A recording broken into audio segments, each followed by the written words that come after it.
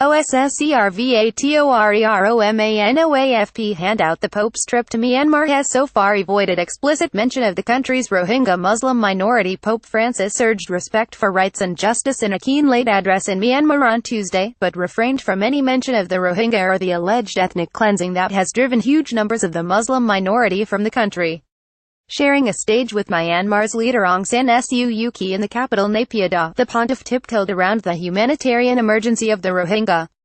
Peace can only be achieved through justice and a respect for human rights, he said in a broadly framed speech that also called for respect for each ethnic group and its identity.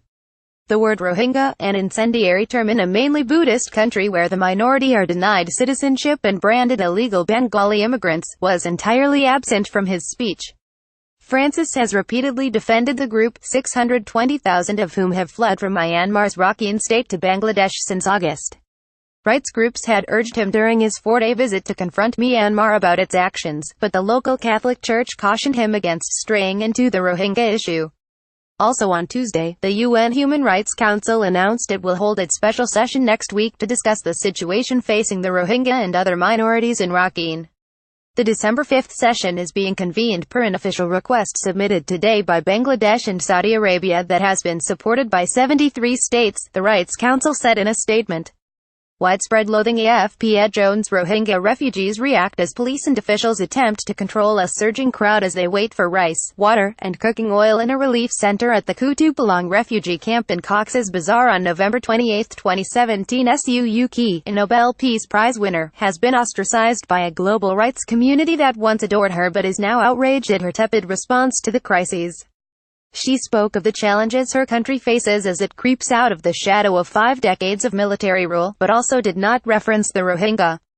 The government aimed to build the nation by protecting rights, fostering tolerance, ensuring security for all, she said in a short speech that gave a nod to the situation in the Rakhine. The Pope's peace mission is strewn with pitfalls in Myanmar, where a mongled Buddhist nationalist movement has fostered widespread loathing for the Rohingya. In recognition of those tensions, his public speech was very carry-worded, Myanmar-based political analyst Richard Horsey told AFP, speculating he is likely to have been more forthright in private meetings with Myanmar's leaders. But the pontiff's words were of little comfort to Rohingya stuck in dire conditions in Bangladesh. "We are very much disappointed that he did not mention the Rohingya crisis," said activist Mohammed Zubair from Kutupalong refugee camp, speaking of a religious leader who previously even held prayers for the Rohingya.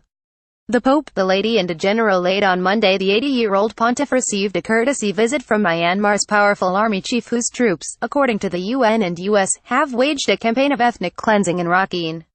OSSERVATORE ROMANOAFP Dale Ray. This handout picture taken and released by the Vatican press office OSSERVATORE Romano on November 28, 2017 shows Pope Francis and Myanmar's civilian leader Aung San Suu Kyi during a meeting in Naypyidaw. Senior General Min Aung Hlaing has firmly denied allegations of widespread brutality by his forces, despite the flight of hundreds of thousands who have recounted rape, murder and arson. His office said the general told the Pope there was no discrimination in Myanmar, and he praised his military for maintaining the peace and stability of the country. Known fondly as the Lady, in Myanmar, Suu Kyi finally came to power after elections in 2015 but has fallen from grace abroad for not doing more to stand up to the army in defense of the Rohingya. Rights groups have clamored for Suu Kyi to be stripped of her Nobel Prize. Oxford, the English city she once called home, on Monday removed her Freedom of the City award for inaction in the face of oppression of the Rohingya. Just days before the papal visit, Myanmar and Bangladesh signed a deal to start repatriating Rohingya refugees within 2 months.